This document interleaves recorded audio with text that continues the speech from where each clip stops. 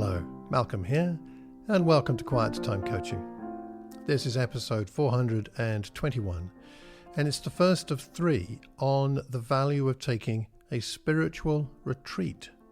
Is that something you've done? Is it something you've thought about? Well, this time next week I shall be on my annual spiritual retreat. I take one usually around July each year, and I'm going back to the same place I've been for the last 2 years. I in the past tended to go to somewhere new each year, but this place has captured my heart and has been so helpful. For the last 2 years I'm going back again. It's a tiny cabin in the woods, basically, in the county of Hampshire in the south of England. Now, we will be talking about different aspects of retreats this week and the next 2 weeks, and I hope that then it might perhaps inspire you to take a retreat if you haven't already done so, but also if you do take retreats, to make them as meaningful as possible. Some of these ideas come from my own experiences over the last 20 years, but also a book called Wilderness Time, A Guide for Spiritual Retreat by Emily Griffin, that you might like to look up. Today we're going to focus on what a spiritual retreat is and some reasons to take one. Now, firstly, I should say that not everyone can take extended time away like I'm able to. I'm going away this time for 3 nights, but perhaps you can't.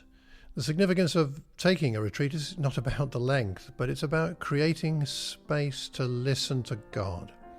Even if you can only take a morning or an afternoon or just one day for this kind of spiritual practice, honestly, it will be valuable. God can make a lot out of a little, can't he? That's one of his great attributes. So what is a spiritual retreat? It's a deliberate move into the wilderness and away from distractions, the issues that currently crowd our mind, our heart, and our spirit. God says to Israel in Hosea chapter 2, I will allure her, bring her into the wilderness. He's talking about Israel. I'll speak kindly to her, and I'll give her her vineyards. I'll give her hope, and she'll sing as in the days of her youth when she came from Egypt. God is saying, I want to give you this hope, but I've got to take you into the wilderness first, away from everything that's cluttering up your life right now. If you look through the scriptures, you'll find God took individual people and the whole nation of Israel into times of wilderness so they could grow, hear his voice, find themselves once again in him.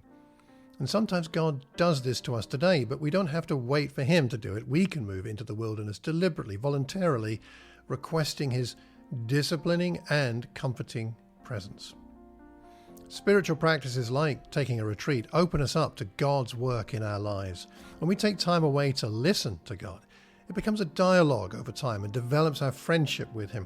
I mean, so much of our regular prayer times are short, and there's no shame in that as such, but longer times of walking, talking, and listening to God lead to talking things over with him and feeling things together with him and enabling us to see ourselves from his perspective.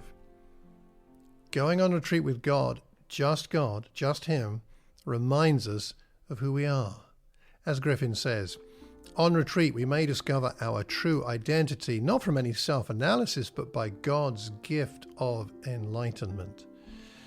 Getting a better handle on our identity helps us understand what God's vision is for us. To paraphrase C.S. Lewis, we might tend to think that God is making us into a decent little cottage, but in fact he is building a palace out of us.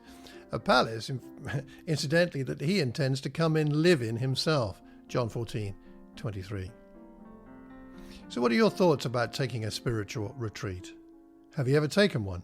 Do you do it regularly? What have you learned along the way? What stands in your way? Do you have any fears about it? If you've taken these retreats, could you share some practices that have made these events meaningful to you? If you've never tried taking a personal spiritual retreat, then why not meditate on why that might be, or send me your comments on this, and let's see if I might be able to help you to find value in doing this kind of activity. Perhaps you could think about who you could enlist to help you figure out a plan so that you can take a personal spiritual retreat. It can be done. Even in challenging circumstances, it certainly can be done.